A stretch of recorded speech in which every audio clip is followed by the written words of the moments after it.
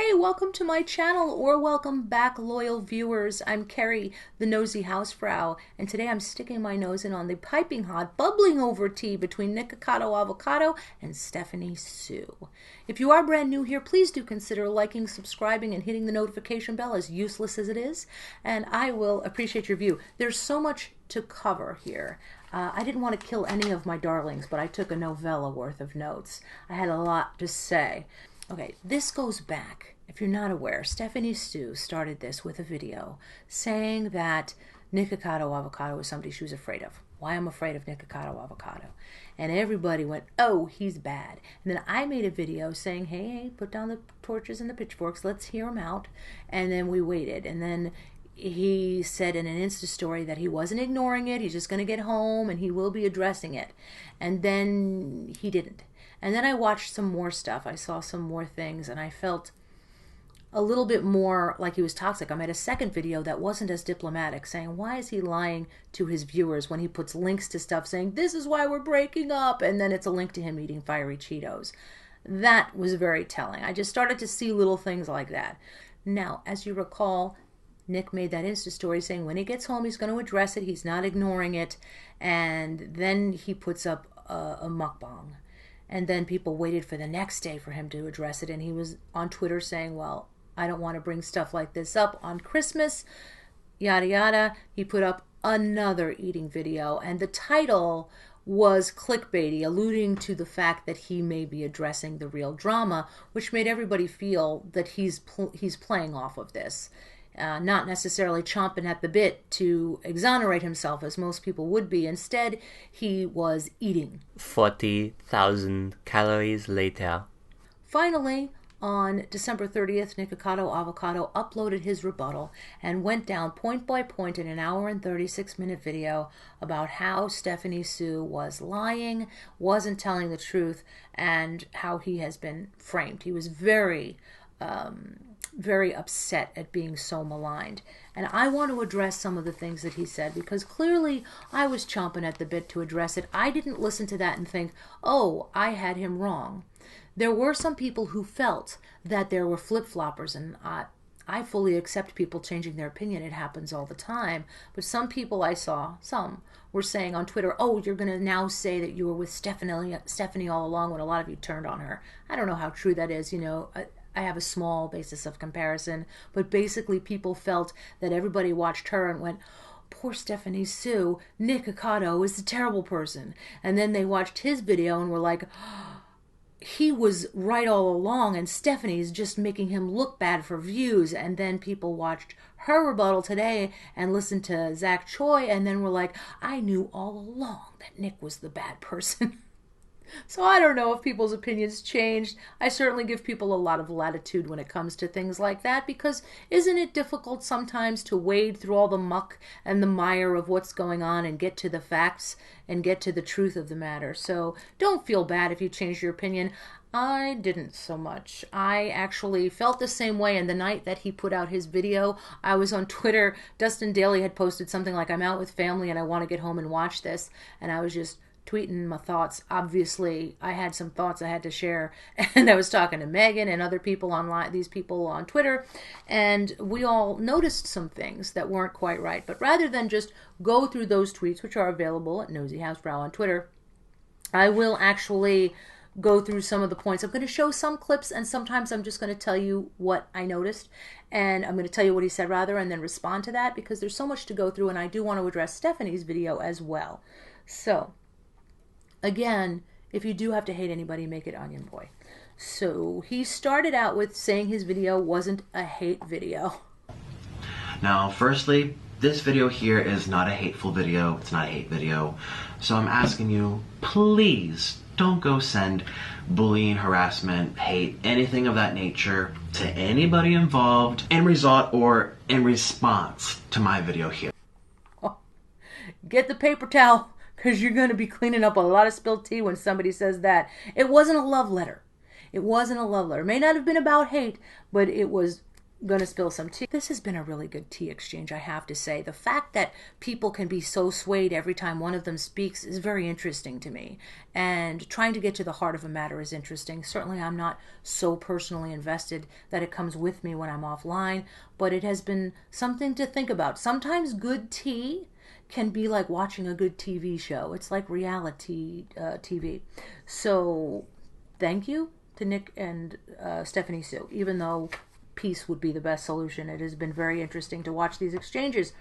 So the first thing he starts out saying is that the photos are 100% a lie. The fact that she says he was taking photos in her house.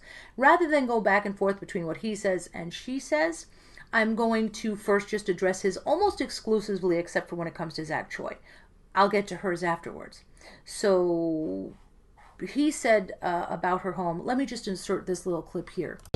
And in Stephanie's video, she implied, well, she said that she had gone to the bathroom, she used the restroom, and when she came back, she had checked the security footage to see that I was taking photos of her house without her knowledge. And therefore, it made her question her safety, the overall peace of mind in her home, and that's a lie. The problem with that is that there is footage, and there is eventually a picture of him standing there taking a picture. Even though she couldn't use footage, she did share a picture. I will get to the rest of her video later, but that is relevant now because that's the first time he's not quite being honest. But listening to him say it, people felt like, okay, she's exaggerating. That's what some people thought, is that he's making really good points and she's exaggerating. He did make some good points. I won't say it was all not good points, but he made some. But then this part was weird to me. He says she was very excited to show off her house. She gave me a whole house tour. I don't know if I went to every room, but I walked through, 5, 6, 7 different places. She took me from room to room, bathroom to bathroom, bedroom to bedroom, even outside to the pool, to the swing, everything. You will also see that upon arrival, she pointed out various pieces of furniture, and I asked her, as a fellow YouTuber, that's a beautiful couch, where's that from? Oh, it's from this place. Oh, that's a beautiful light fixture. A whole house tour, and she was very excited to show it off to me. Now, this is something I might not have noticed if I was just getting to know him. But the more you listen to Nick, the more you realize he is always painting people in a bad light. Saying that she's happy to show off her house is saying she's bragging. He's not saying it in an innocent way at all. That is my opinion. And by the way, why shouldn't she be excited to show you her house? See, there's showing off, which means I'm happy to show this off to you in a very nice, non-egotistical way. And then there's showing off where you just want to act like you're better than other people and you're bragging.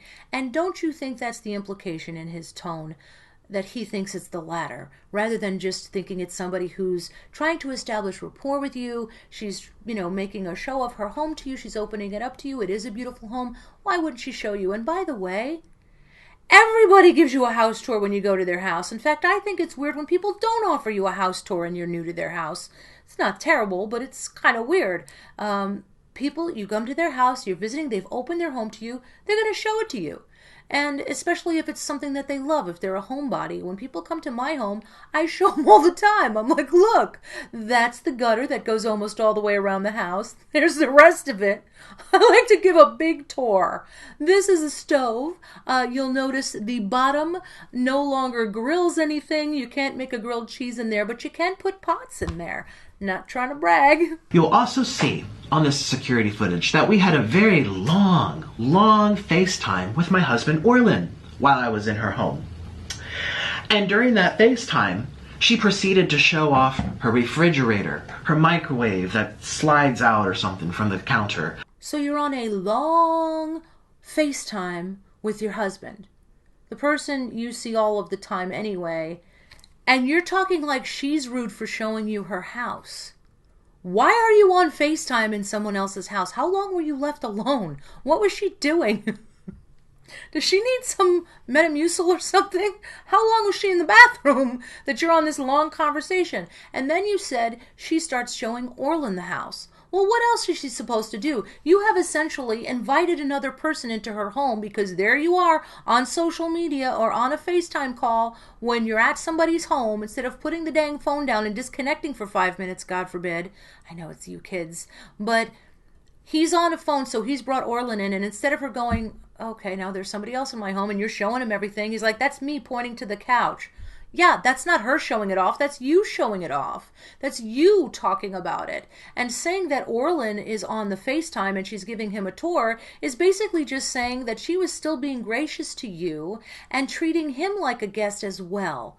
Because you're saying, here I am. You're the one who's acting impressed. You said yourself, you're going, ooh, what's that light fixture? Where'd you get that couch? If it were me, I'd think you're very interested in this tour, and I'm going to go with that.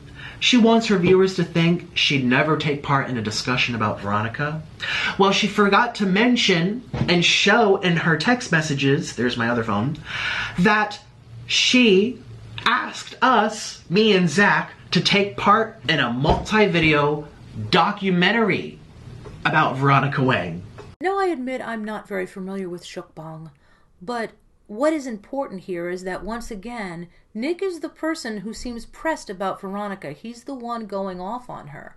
He starts talking about Veronica Wang and how it's looming over Stephanie Sue's head in his mind. It is looming over her head.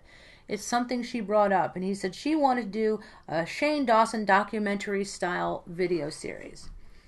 Now, you are really conflating issues here, because don't tell me you don't know, maybe you don't, there's a huge difference between wanting to sit down with somebody and unpack all of these things going on between you and making a documentary style series out of it that you think people can learn from, can be beneficial, yes, maybe lucrative for you, but also something that brings something to the table. There's a big difference between that and just shit talking somebody with somebody else on another video.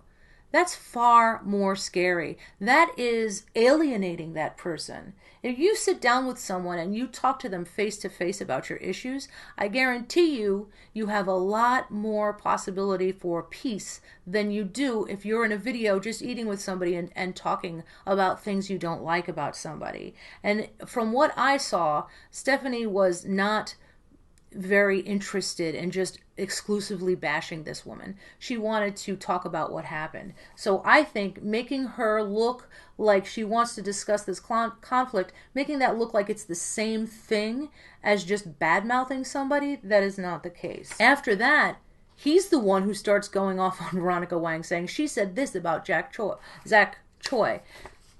I mean, why are you saying that? Obviously, again, this is what an insecure, toxic person will do. I want you two to have a rift. And if you don't, I'm going to make it happen. Because I want everybody to not get along, so I'm not the only bad guy, so I'm not the odd man out. Whatever he's thinking, for whatever reason, this guy likes to have other people in conflict around him. It's true, or he wouldn't be telling everybody what everybody says, no matter how little, taking things out of context.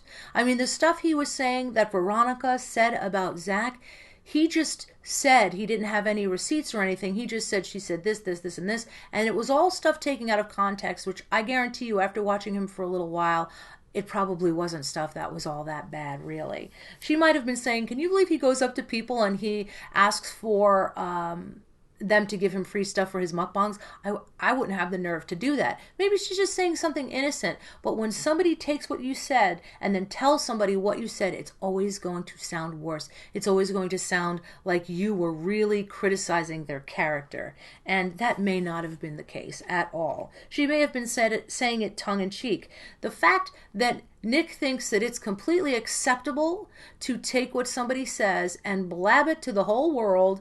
Oh, she said this about you, he said this about you. Like, he's got a problem with Stephanie Sue now, so he's going to make sure that Nick does too. Zach. I keep doing that. It's Zach. That's my son's name. I should be able to remember it. So anyway, he was doing that between Veronica Wang and him too. And it's funny, he's saying how much Stephanie Sue doesn't like Veronica Wang, but he's the one sitting there making her sound terrible. He's showing these personal conversations where he's talking to Zach Choi, and he says, yeah, you'll probably wind up with a black eye, etc., like saying how wacky Veronica Wang is. She's dangerous, was what he said. You don't know, she's crazy. But she was sane enough for you to want Stephanie Sue to come for her? So you're really expecting that girl to stick her head in a lion's mouth. I don't know anything about Veronica Wang, but if you're telling me she's a whacked out person, it makes no sense to me that you would think it's okay for Stephanie Sue to come for her. And I do think that he was not really caring about Stephanie's feelings. He wanted her to talk dirt. Regardless of what she said behind the scenes, he wanted her to talk dirt. He made it sound like she talked dirt. After everything that's coming out about him, I don't necessarily believe that. But for him to say, that she should come for her, that's top-notch empathy right there. Then he goes and he puts up Zachary's messages, his text messages. And a lot of people I noticed in the comments were going, do you have his permission to do so? And at one point, Nick says, oh, it's not like he'd be like, oh, why'd you say that? Actually, it's exactly like that, because Zach Choi came out and said he didn't want any part of that. I will put receipts up, but you've probably seen them already. Zach Choi had said that he didn't want him to talk about it. In fact, he put up exact conversations where he expressly said to Nick, do not involve me if you make a video. And Nick responded, okay. And did it anyway. And then Zach says, I feel like Stephanie is trying to get involved in the drama without being involved in the drama. When she pitched the idea to me earlier, it threw me way off. Let me repeat that to you again. I feel like Stephanie is trying to get involved. Why? Why would you do that? He asked you not to drag him into this. You had no business sharing his personal DMs. There was no reason for you to say, I have to exonerate myself, so now I have to do this argumentum ad populum where I just have, everybody doesn't like her, so she must not be likable. That's not only fallacious, that is really underhanded. So, he had some texts between him where maybe Zach was giving off slight shade, but the impression that I got was that Nick is just going off saying, oh, she was online because she could do this. She had time to do this. She didn't have time to do this. He just keeps bad-mouthing and bad-mouthing. And Zach responds with what a lot of people who don't like to have drama respond with. People who aren't comfortable bad-mouthing people they know will, instead of just going, Nick, stop this. He wants to not have a conflict, but instead he just says, yeah, I don't know what's going on with her sometimes. Now, that's not a terrible thing to say, but it was also a way of just brushing it off and saying, oh, yeah, that's Stephanie, whatever. He just said, I do wonder who her actual friends are. Now, Zach Choi saying, sometimes I wonder who her actual friends are, that could be another way of saying, I'm worried about her. I'm worried that she's surrounded by fake people, maybe. I don't know. Maybe because of everything that she has, maybe that. But the way Nick displayed it was to make it look like Zach was talking about her. That was definitely the goal here. That's not something a friend does. You got to be a few sandwiches shy of a picnic to think that that's okay to do. He didn't care. He just wanted people to not like Stephanie. He wanted points for his side. He wanted to win. And instead of just making it about him and Stephanie, he had to drag Zach into that. It's weird because Nick is always the one talking about everybody. And he's saying that Stephanie was. But if you look at his exchanges with people, it's always him having something to say where he's interpreting what people do in a negative way. He is relentlessly insecure. And he always goes to the worst case scenario. Like, Stephanie can't be showing you her house because she's proud of it and likes you. It has to be some kind of arrogance, some kind of, her being stuck up. Sometimes people call somebody stuck up because they are projecting onto that person how they themselves feel inferior. If you hang out with somebody who is consumed by feeling inferior, by feeling insecure, they're going to say things you're not, because that's what they're afraid of you being. And he's really giving her attributes she hasn't earned, in my opinion. Who does that? Who gets somebody open their house to them who's afraid of people in the first place and shows you everything and you're just like, oh, what a show off. I mean, I wouldn't want to share any of my life with him because he's always going to the worst case scenario. He needs to change that because your perception does determine your reality. What if somebody else went there? Take my friend Rose, for example. Beauty Boomer, I'm sorry, I'm going to use you as an example. This is a woman who She doesn't really have a negative thought about anybody. So if she went to that house, she'd be like, if she would be telling me later, it was so wonderful. She showed us the house. It's beautiful. I'm so happy for her. That would be the end of it. It would never occur to her to think that this girl was being braggadocious. It would never even occur to her. Why is that? Because she's wired properly. That's why. Because her thinking is good habits. Those are the people you want to surround yourself with. Because when you surround yourself with somebody positive like that, they're doing that to you too, by the way. They're looking at you and seeing the best. They're not doing what Nick is doing, which I think I did a little of when I was younger, where you're looking at people and you need to know what's the worst you can expect of them. And it comes from an insecurity. That's also why people are probably uncomfortable with me, because I tell it like it is. If I'm mean, if I'm an asshole, if I'm soaking up the drama because I like it, people already know that. There's no secrets there. I tell you. If I'm mean, if I'm just soaking up the drama because I like it, people already know that. This is my horrible quality. That's not news. What's the point of saying that? That's that bull in a china shop thing, where it's like, come on, you know what I'm like? So it couldn't possibly be because you tell it like it ain't. You know, it's suddenly there's this narrative that toxic people like to spin, and I keep going back to this word because I think it makes the most sense for what's going on here. But he puts this spin on it. He's alienating people with his, bull in a china shop social abilities, and then he just says, well, people just don't like me because I tell it like it is. It's the old, I'm just honest and people can't handle honesty. There are some people like that. I'm friends with some of them and I like them quite a lot. But that's not the same thing as why he's off-putting. It's more than that. It's because you are always stirring the pot. You are always having a problem with someone. You're just always looking at people in a negative light. You're saying other people didn't like her. Who tells you or tells somebody this person doesn't like you, this person doesn't like you? Deliberately, blatantly driving a wedge between friendships because you're insecure. Again, nobody is beyond redemption, but I think this is behavior that he needs to recognize. I'm not trying to sound perfect. None of us are perfect. But this is a mistake to interact with people this way. It is a mistake to drag people into your drama, to not have your own code that you have to answer to that says, you know what? I'm not going to make Zach uncomfortable. I'm not going to say that all of these people don't like Stephanie Sue because I have to create alliances. I have to create the appearance of a united front. That's a very transparent tactic. It's beyond childish. This next part is where I think it gets into a straw man. I'm not going to put it on the screen. I will link it below. But in simplest terms, it's if I can't argue your argument, which is A, I'm going to argue an argument you haven't given, which is B. Get it? That's the straw man.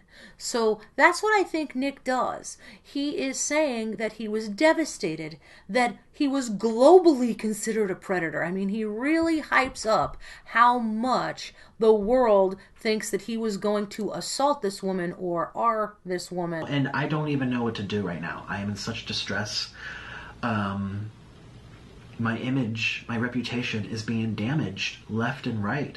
And people are just going off of it. And it's snowballing and dominoing around the whole world.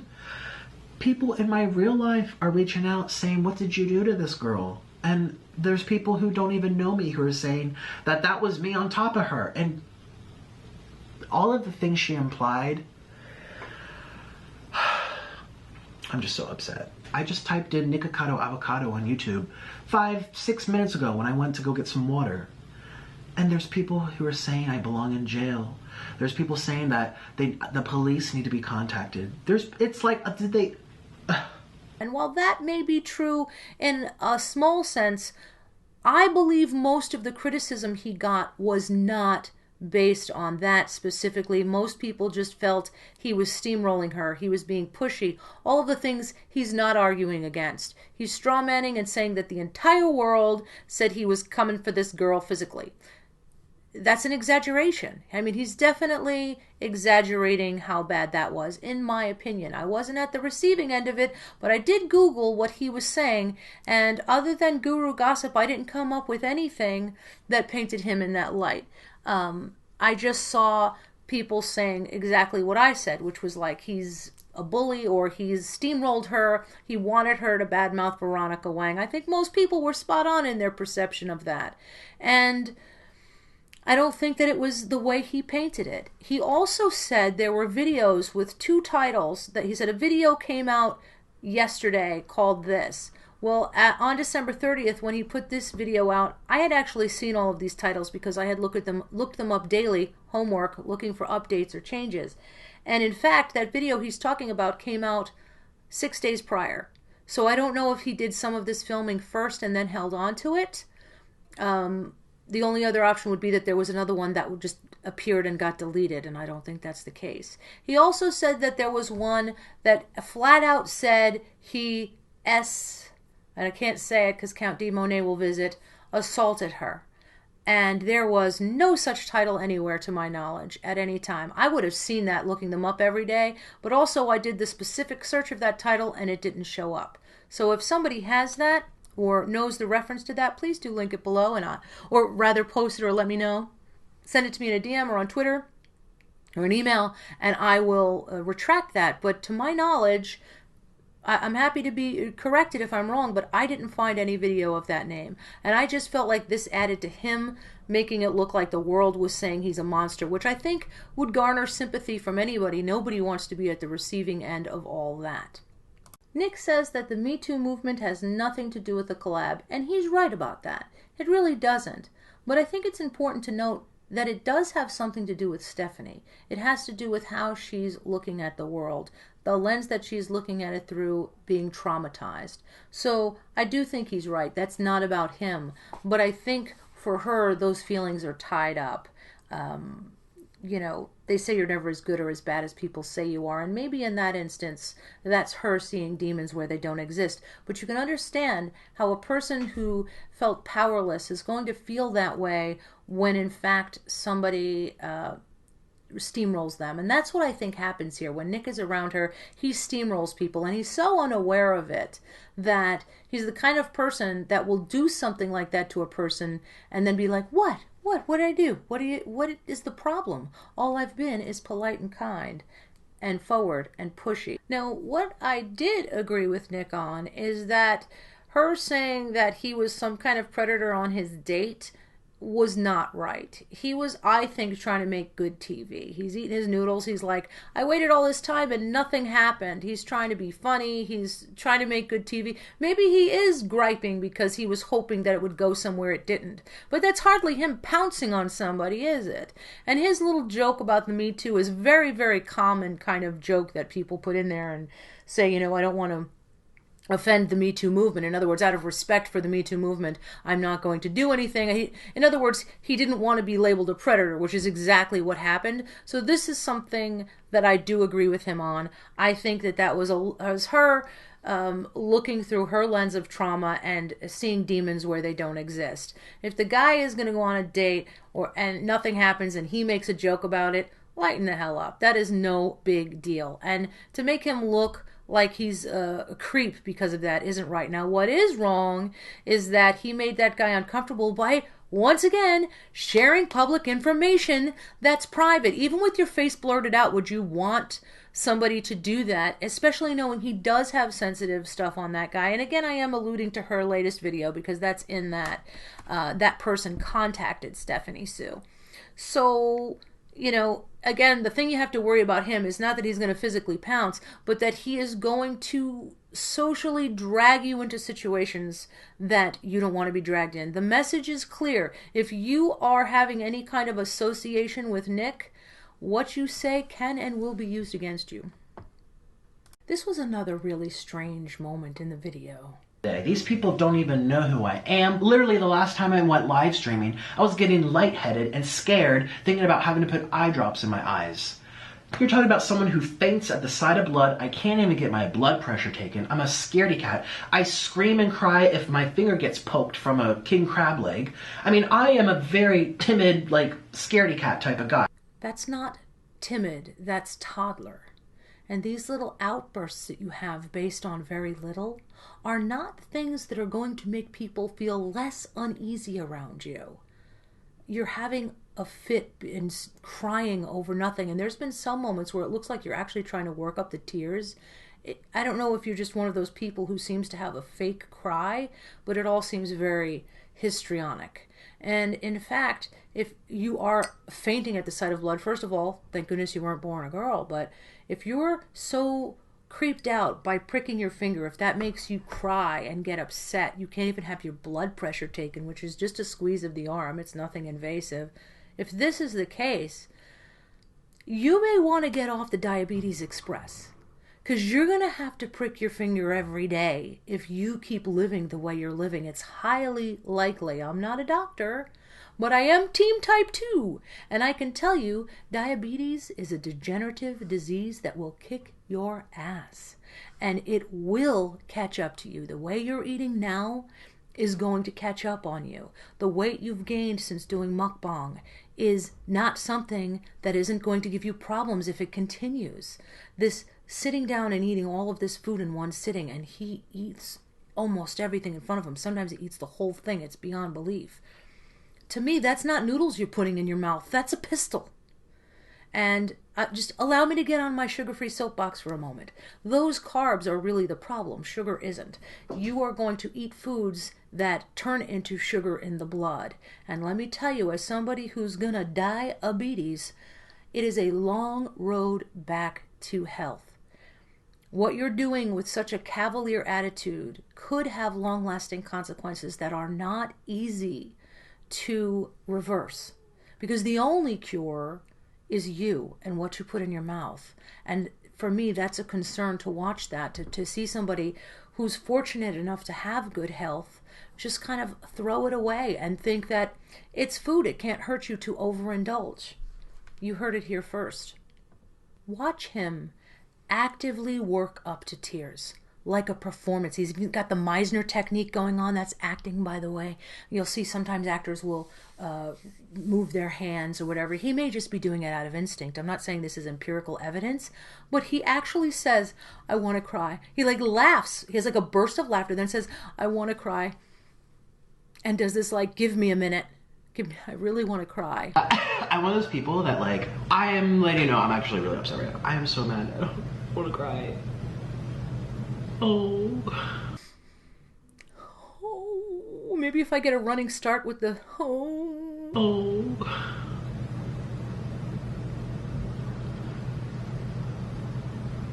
I'm so sorry. I thought I could get through it. Well, this video is now ruined.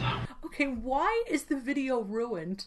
It's an eating video. What flow would you be breaking up if you edited out and went and composed yourself and came back? You still haven't eaten everything in front of you. What's going to happen? Your viewers are going to be like, wait a second. Wasn't there another piece of chicken there? There's only 20,000 calories left in front of him. I wanted to see him eat enough for 6 people, and now there's only enough left for 5 people. What are you trying to pull with this horrible continuity? What are you eating, Kentucky Fried Chicken? I can't watch the rest of this. It's ruined.